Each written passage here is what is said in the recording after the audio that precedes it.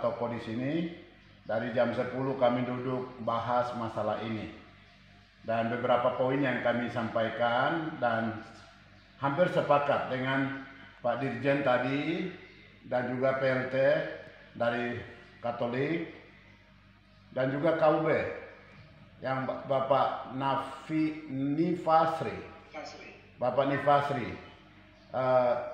Poinnya begini, ini program bagus. Walaupun kita berkata, orang Papua semua berkata, kenapa terlambat? Sudah 57 tahun lebih Papua masuk dengan bersama Indonesia. Belum menyentuh. Sekolah-sekolah yang didirikan oleh gereja dihancurkan semua. Kurikulum semua dan dinegrikan, tapi guru-gurunya tidak disiapkan. Terus kerjasama dengan dunia pendidikan luar negeri semua di-stopkan. Beberapa misionaris yang memang betul-betul melayani di Papua juga dihentikan. Jadi Indonesia ini sekarang cari apa di Papua? Apakah sumber daya manusianya atau sumber daya alamnya? Manusianya mau dicerdaskan, tapi hal-hal itu di-stopkan. Ini menjadi persoalan. Di sisi lain, ya ini sudah lembaran lama, tapi juga masih ada dalam pikiran orang asli Papua waktu sistem daerah operasi militer. Ada trauma-trauma yang memang belum bisa dihilangkan sampai hari ini. Sehingga dengan adanya perkembangan zaman, kita bisa lihat sedikit ada demo di mana-mana, penolakan program ini dan lain-lain terjadi di mana-mana. Nah, sekarang kembali kita di sini tidak bicara masalah otonomi khusus yang sudah jalan, tahun depan akan habis. Tetapi di Papua ini sedang panas masalah otonomi Papua. Otonomi Papua lanjutkan atau tidak? Orang Papua mau otonomi otonomi khusus ini perlu dibahas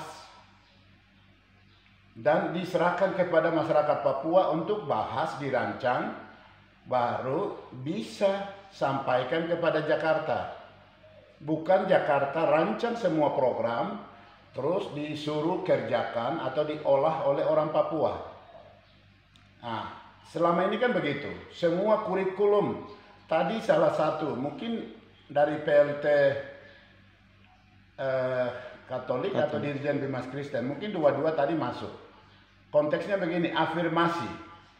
Jadi semua program, kurikulum, semua itu dibuat di Jakarta dan diimplementasi di Papua. Kebanyakan tidak connect. Karena budaya Papua berbeda, gitu. Banyak hal afirmasi dalam dunia pendidikan juga selama ini tidak connect. Sehingga stigmanya begini dari Jakarta, orang Papua itu bodoh, orang Papua terbelakang, orang Papua tidak bisa. Tidak berpendidikan, mabuk dan lain-lain sebagainya. Padahal sebenarnya kurikulum afirmasi, keberpihakan itu sebenarnya bapak-bapak sudah pintar-pintar, sudah tahu, tetapi tidak sengaja mengakomodir itu. Memaksakan semua kurikulum yang selama ini ada di Jawa, Sumatera, Kalimantan dan lain-lain. Praktekkan itu di Papua yang beretnik Melanesia. Akhirnya pendidikan selama ini begitu, ini tidak pernah mendarat. Baru stigmanya orang Papua bodoh. Akhirnya dalam pegawai negeri, rekrutan pegawai negeri kemarin, tidak banyak orang Papua diterima. Beberapa kantor BKN dibakar. Baru dibilang, kenapa lagi orang Papua begini begitu? Jadi apa-apa salahnya orang Papua, apa-apa salahnya orang Papua. Padahal sebenarnya yang salah itu orang tuanya. Bapaknya tidak mendidik baik, bapaknya tidak mengasihi baik, bapaknya tidak kasih waktu baik. Bapaknya hanya bilang, oh kamu anak, begini, ikuti. Jadi bapaknya otoriter. Kalau bapak otoriter, anak tidak bisa jadi baik. Anak tidak bisa berkreasi. berinovasi. Nah, seperti itu. Akhirnya ya sudah, hidupnya seperti itu. Akhirnya akhir dari itu semua ya bisa kita lihat seperti ini. Seperti itu. Jadi hampir sebagian besar toko di Papua ini, gereja besar di Papua ini, GKI Tanah Papua, jumlah umat besar, Gidi umat besar di Papua, Baptis, Kemah Injil, dan Katolik. Empat toko besar ini, Kingwi Papua juga, 5. Mereka ini, saya lihat mereka sudah mulai lihat ada apa ini. Nah, seperti itu. Ada apa ini? Walaupun program bagus, tetapi block mind atau mental block dan tidak trust. Jadi Jakarta tidak trust dengan Papua, Papua juga tidak trust dengan Jakarta. Akibat Bapak tidak membangun baik dengan anaknya. Sejak anaknya diambil, anak ini kan anak orang lain, diadopsi, dilatih, dikasihani dan baik-baik lah. Ini saya tertawa, tapi ya ini faktanya begitu, Bapak Dirjen Dimas Kristen. Sahabatku, hitam juga sama dengan saya. Nah, seperti itu. Kita sebenarnya satu, hanya ya masalah dunia pendidikan yang sengaja kami tidak tahu. Tapi kami orang Papua bilang negara ini sengaja meninggalkan pendidikan supaya hasil bumi Papua diambil terus oleh orang luar, Papua. Oke, ini situasi yang perlu bapak-bapak dan saya tahu. Kita tidak bisa itu ditutup baru kita bikin di atasnya, tidak bisa. Itu akan tetap muncul, akan bongkar, akan hancur. Walaupun kita bangun dengan gedung mewah atau program bagus, tapi di bawahnya busuk. Oleh karena itu, saya setuju dengan Bapak Nifasri, Bapak Dirjen Dimas Kristen Protestan, dan juga Bapak PLT Katolik tadi. Perlu duduk bahas bersama tentang kita cinta Papua. Saya punya adik yang luar biasa, namanya Amsal, Kepala Kakanwil Agama. Dia anak pintar, pendekatan dengan tokoh-tokoh di Papua hebat dan luar biasa. Dan respon terhadap program ini, dia sudah bikin banyak. Bagus sekali. Kami tadi sudah baca. Setelah saya ikuti webinar ini, dan sebelum webinar kami rapat tadi, dari peserta sekian orang, sebagian besar mau duduk dulu bersama. Seperti tadi Pak Nifasri bilang, duduk dengan tokoh. Kan di sini objek kita cinta Papua ini kan Kristen Katolik dan Kristen Protestan. Walaupun pakai nama FKUB atau PKUB. Sebenarnya ya kurang bagus. Tadi rapat juga singgung itu.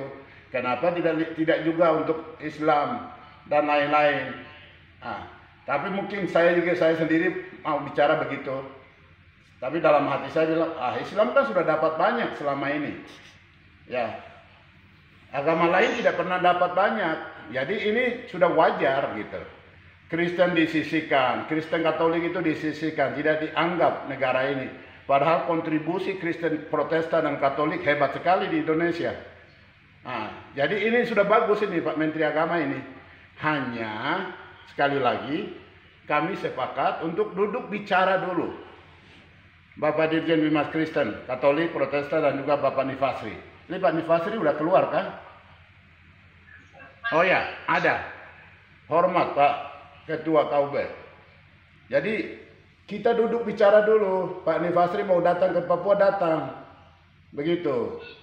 Kita bahas program-program itu supaya program itu rasa diterima, rasa dimiliki oleh OAP.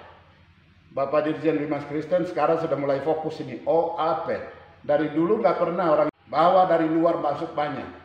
Yang nikmati orang di luar. Orang Papua selalu seperti itu karena memang belum maju katanya. Ini saya pendeta, jadi saya bicara terbuka ini. Nah, seperti itu. Jadi sekarang mulai fokus. Kalau memang bangun OAP di dalam dunia pendidikan, mari kita bangun. Nah, Jakarta jangan curiga lagi kalau orang Papua, anak-anak Papua dikirim ke Amerika, dikirim ke luar negeri. Jadi orang-orang pintar, jangan Jakarta curiga. Nah, terus siapa yang kirim mereka? Ini sudah biasa begitu, Bapak Dirjen Bimas Kristen. Sudah biasa begitu. Akhirnya kebijakan afirmasi, kebijakan strategis untuk SDM Papua selalu takut. Udah kirim aja ke Jawa, kirim aja ke mana, atau belajar saja di Unced. Nah, itu yang selama ini terjadi. Padahal sebenarnya ya dari sumber daya manusia alam Papua, Freeport bisa memberikan beasiswa besar-besaran asal kebijakan dari pemerintah pusat yang jelas untuk OAP tadi seperti itu. Nah, oke, saya kembali. Saya tidak mau besar lagi, tapi saya kembali ke fokus untuk kita cinta Papua. Sekali lagi apresiasi Bapak Menteri selama 5 tahun program, jelas income-nya dan outcome-nya kelihatannya oke, tetapi mari kita duduk bahas lagi dulu. Program ini bagaimana, terus bagaimana dampaknya, bagaimana kira-kira tokoh-tokoh agama di Papua, tokoh-tokoh gereja besar di Papua, semua bagaimana siap implementasi, siap laksanakan ini atau tidak. Nah, setelah itu ada keputusan bersama, kita setujui bersama, ditandatangani oleh Keuskupan Papua, ditandatangani oleh ketua-ketua sinode besar di Papua, ditandatangani oleh, kalau PGGP itu hanya persekutuan gereja-gereja di tanah Papua atau di Papua. Itu hanya wadah fasilitator untuk denominasi-denominasi. Katolik di dalam, Advent di dalam, dan juga Protestan banyak ini ada di dalamnya. Nah, seperti itu. Jadi mereka akan tanda tangan bersama, kirim. Nah, Jakarta jangan pelit. Nah, ini terakhir. Bikin anggaran puluhan triliun untuk acara ini. Kalau kita setuju untuk kita implementasi, hanya 1-2 triliun tidak cocok untuk di Papua. Pak Nifasri, kasih tahu Pak Menteri, kasih tahu Jokowi, 100 triliun begitu untuk program gebrakan ini. Itu baru bisa, karena Bapak mau kunjungan ke contoh ke Tolikara. 50 sekarang tuh 65 atau 70 juta satu kali jalan. Karena Bapak kan balik lagi, langsung balik ke Jakarta sore, berarti siapkan hampir 200 juta untuk perjalanan tok. Nah, itu biaya besar sekali di sini. Infrastruktur selama 50 tahun lebih ini tidak pernah dibangun. Nah, semuanya di Jawa, tol kiri kanan segala macam. Uang dari Papua bawa bangun di sana. Wah, ini, aduh, saya keluar lagi, tidak usah. Jadi fokus. Aduh, ini, ya saya semua yang saya tampung ini yang saya sampaikan. 3 menit lagi ya Bu, moderator. Iya, jadi seperti itu. Mari kita sekarang fokus ini untuk membangun trust itu harus duduk bersama. Saya senang moto ini. Duduk bersama, bahas program ini.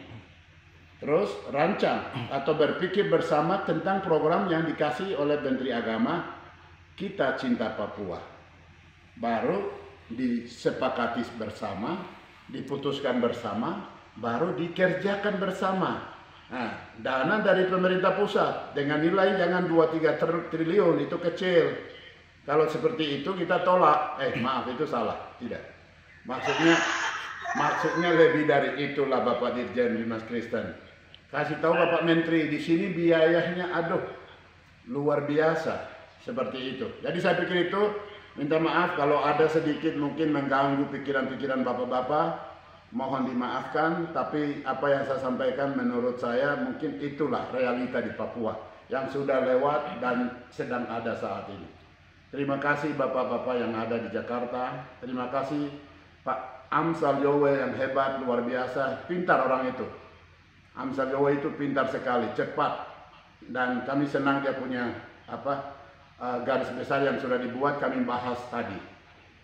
Hanya kita bilang harus duduk bersama bahas lagi, seperti itu. Thank you, Tuhan berkati semua. Salam kerukunan. Rukun. Terima kasih.